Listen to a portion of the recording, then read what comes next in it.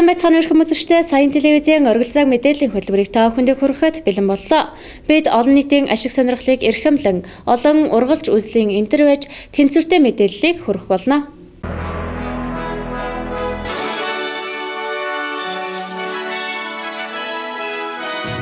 Монгол улсын хэмжээнд хүн ам орон сууцны тооллого 10 жилд нэг удаа явагддаг бөгөөд энэ удаа үлгий сумын хэмжээнд 7 дугаар сарын 18-наас эхлэн явагдаж өчигдөр буюу 8 дугаар сарын 6-ны өдөр дууссан. Энэ удаагийн урд урдын тоолгоос бол онцлог нь энэ жилээс эхлэн компьютерийн програмаар явсан бичиг саастаа зуралдахгүй байгаа нь давуу талтай гэдгийг мэргэжлэнүүд дууллаа. Тооллогонд багийн засаг дарга мөн багийн нийгмийн ажилтнууд тооллогч гэсэн үнэмлэхтэйгээр албан ёсны сургалтанд сууж тооллого явуулсан гэдгийг мэргэжлэнүүд мөн онцоллоо. Ард иргэд хөдөө гадаа амрал зугаалгаар явсан эзэнгүй айлууд их байсан бөгөөд тооллого удааширсан хүндрэлүүд гарсан хэдий ч амжилттай зохион байгуулагдаж дууссан байна. Өчигдөр бүх бичиг баримтаа аймгийн статистикт хүлээлгэн өгсөн гэдгийг мэргэжлэнүүд онцоллоо.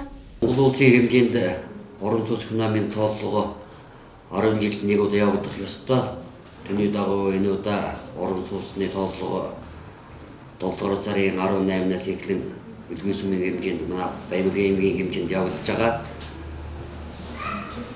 Явагдаж 8 дугаар сарын 5-ны орой дууссан. Уг тооллогонд манай үлгий сумын багийн засаг дарга нар, багийн нийгмийн ажилтнууд уг тооллогыг явуулсан. Албан ёсны тооллогч гэмээр үнэлэх аваад албан ёсны сургалтанд суугаад манай багийн дарга нийгмийн ажилтнууд уг сургалтанд идэвхтэй ажиллаж амжилттай өндөрлүүлсэн байгаа.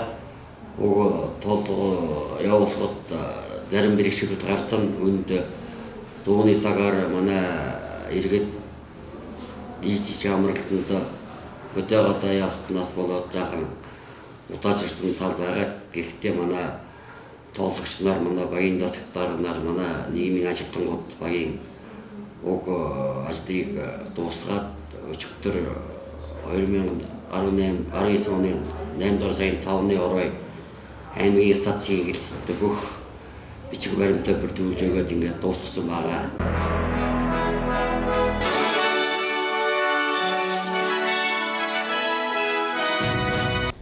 Сүүлийн жилүүдэд бэлчээрийн ургас, тэжээлийн шим чанар буурах, ургацад малын тэжээлийн ургамлын эзлэх хүү багасах, бэлчээрийн газарт хортон шавж мэрэгшид дархах зам болно. Уул уурхайн үйл ажиллагаанд өртөх, хог хаягдлаар бохирдох зэргээр бэлчээрийн доройтолд нэрвэгдэх нь улам бүр нэмэгдэж байна. Энэхүү бэлчээр доройтож байгаагийн нэг шалтгаан нь бэлчээр ашиглаж ирсэн уламжлалт болон шинжлэх ухааны үндэслэлтэй менежментийн айл нь алдагдаж зөвхөн малын тооны өсөлт, малын ашиг шимийн нэмэгдлийг нэн тэргүүнд тавьсны улмаас бэлчээрийн дац хэтэрсэн сүргийн бүтэс алдагдсан, бэлчээрийн усан хангамж эрс муудсны зэрэгцээгээр шууд холбоотой гэдгийг мэргэжлэнүүд онцоллоо. Харин Баяулгын аймгийн хувьд энэ жил олон жилийн дунджаас их хэмжээний бороо орсны улмаас өнгөрсөн жилүүтэй харьцуулахад бэлчээрийн ногооролт сайн болсныг мэргэжлэнүүд онцоллоо. Гэхдээ аймгийн зарим сумуудад бороо төдийлөн их ороогүй бөгөөд гандуу байх нь төлөвтэй байна. Тиймээс энэ жилийн өвөлжлийн бэлтгэл хангах ажлыг эхэлж уулын хадланд гараад байна. Өндөр уулын бүсөд эрсдээс уур амьсгалтай орчинд аж дүрдэг ард иргэд зууны үйлрэлд богино тул хадлан бэлтгэх ажилдаа бусад аймагаас эрт гардаг байна. Энэ жил хур бороо элбэг бэлчээрийн өвс ногоо сайн ургасан ч хадлангийн гарц тааруу байгааг мэргэжлэнүүд онцоллоо. Иймээс аймгийн хэмжээнд малчдын түвшинд 63,000 тонн өвс, 63,010 тонн гар тэжээл, 73,050 тонн эрдэс тэжээл бэлтгэхээр төлөвлөжээ. Харин засгийн газрын 2019 оны 285 дахь тогтоолын дагуу сумдын засаг даргын тамгын газрын аюулгүй нөөцөд 50 тонн өвс, 30 тонн тэжээлийг аймгийн аюулгүй нөөцөд 150 тонн өвс бэлтгэхээр тус төлөвлөж байна. Манай аймгийн хэмжээнд бэлчээрийн зориулалтаа 3.5 сая га газар байдаг байна. Харин малын толгой өнөөдрийн байдлаар 3 сая хүрсэн гэдгийг мэргэжилтнүүд онцоллоо. Энэхүү 3 сая малын 2 сая 700 мянган бог мал харин үлдсэн нь бод малаар тоологдсон байна. Мэргэжилтнүүдийн хэлж буйгаар энэ хэвээрээ малын толгой өсвөл тун удахгүй бэлчээрийн даасрах аюултай үүнээс урьдчилан сэргийлэхийн тулд малчид маань малаа чанаржуулахад анхаарах хэрэгтэй гэдгийг уриаллаа. За энэ жилийн хувьд бол Баян Улгийн аймагт зүүншилгээ хэвийн сайхан явдлаа. Үндсэндээ ихэнх сумдын нутгаар 5 сарын сүүлээс эхэлж хур бороотой байсан. Тэгэхдээ зарим сумдад бол бас гандах тишээ асуудлууд гарсан. Булгун сум бол жилийн 100-ны ихэнх сард бол нэлээд сайн бороож өвс ногоо сайн гарсан ч 6 сарын дунд үеэс 7 сарын дунд үе хүртэл үндсэндээ хур бороо багаснаас болоод өвс басны гандах тишээ хандсан асуудал байсан. Булгун сумтай залгасан Дэлгүүр сумын хэсгээр бас л булгунтай ижлэх нөхцөл байдалтай байсан. Бус сумдын хувьд бол үндсэндээ энэ жил хур бороотой өвс ногооны гарс сайтай сайхан жил боллоо гэж үзэж байгаа. Ер нь сүүлийн 10 жилд ороогүй бороо энэ жил орсон гэж мэргэжлийн байгууллагын хувьд бол дүгнэж байгаа. За бэлчээрийн гарс ч гэсэн үндсэндээ нийт нутгаар одоо сайн болсон байгаа. Сая 7 сарын 20-д хойш үндсэндээ Булгун сум, Дэлгүүр сумд хэрэгж бороо орсноос шалтгаалж бас газрын гарс бас сайн тал руугаа эргэсэн байгаа. За бүх сумдын хувьд бол үндсэндээ бэлчээрийн хөлзөө хангамж сайн байгаа. Бас үйлчлэлийн бэлтгэлийг эртнээс хангах, өвс хадлан бэлтгэх, малын хашаа хороог дулаалах, хөрзөн ховхолох, за үйлчлэлийн бусад бэлтгэлийг хангах чиглэлээр аймгийн засаг даргын захирамж гаргаж ээжийн хэсгүүд томилогдсон. Үндсэндээ бүх сумдын засаг дарга нарт бүх сумдын педагогчдын тасгаар дамжуулж үндсэндээ үйлчлэлийн бэлтгэлийг хангахад онцгой анхаарах үүрэг чиглэл өгч ажиллаж байгаа. За хадлангийн хувьд бол үндсэндээ том голуудын айсав газруудаар байгаа байнгын услугаатай хадлангийн хувьд бас тийм сайн биш байна гэсэн мэдээлэл одоогоор сумдаас ирж байгаа. За улын хадлангийн хувьд нэлээд сайн ургалтай гэж ярьж байгаа. Тэгвэл хадлан бас гайг болох баха гэж бодож байгаа. Ерөнхийдөө сумдаас хүрч байгаа мэдээллээр ус ихтснээс шалтгаалж бас хадлангийн гарс тийм сайнгүй байна гэсэн мэдээллүүд бас байна. За сарсааны тархалтын хувьд бол энэ жил манай аймгийн 2 сумд бол сар сая нийлийн их хэмжээгээр тарсан.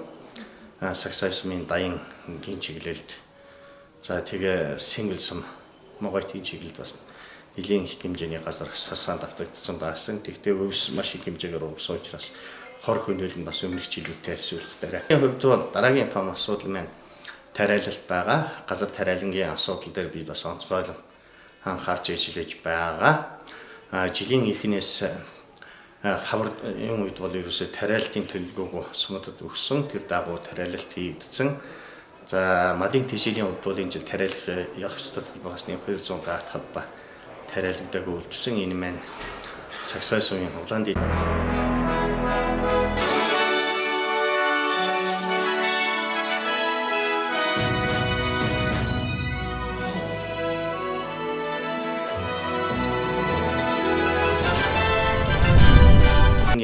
нутгуудаар явж мэргэжилтээр тогтоогоод ирсэн. Үндсэндээ нэг 80-аас 86% ургас авах боломж байна гэж төмсний талбай дээр гарцсан байна.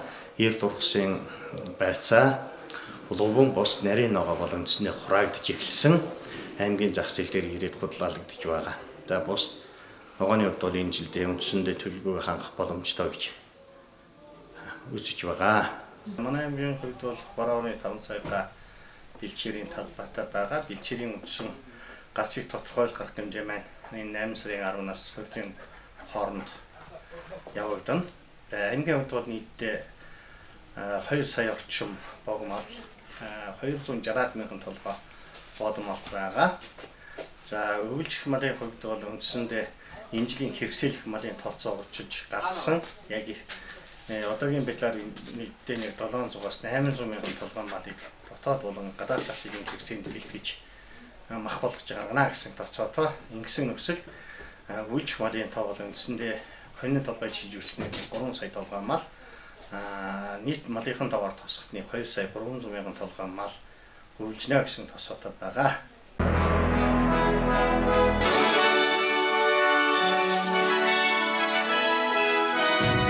Баяуулгын аймгийн Булган сумын хужуурт багийн хужуурт хэмээх газарт энэ сарын 5-ны өдрийн 13 цагтыг 1 минутанд газар хөдөлжээ. Туус газар нь сумын төмөөс зүүн хойд зүгт 4 км зайтай бөгөөд газар хөдлөлийн хүч 4 магнитуд байжээ. Албаны хүмүүсийн өгсөн мэдээллээр чичирхийлэл сумын төвийн иргэдэд мэдрэгдсэн боловч хохирол учраагүй байна.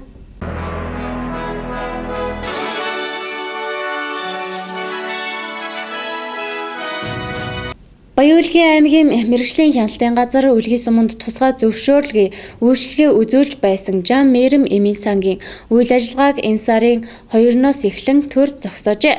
Учир нь аймгийн эрүүл мэндийн чиглэлээр мэргэжлийн үйл ажиллагаа явуулах тусгай зөвшөөрөл олгох комиссийн 2019 оны 5 дугаар сарын 14-ний хурлын шийдвэрээр холбогдох тайлан статистик мэдээг удаа дараа тасалсан статистикийн улсын байцаагчийн тавьсан шаардлагыг биелүүлээгүй мөн мэргэжлийн хяналтын газрын шалгалтаар дунд эрсдэлтэй үнэлэгдсэн 24 цагийн зөвшөөрлгүй үйл ажиллагаа явуулсан зэрэг үндэслэлээр тус Эмийн сангийн тусгай зөвшөөрлийг түтгэлзүүлсэн байжээ.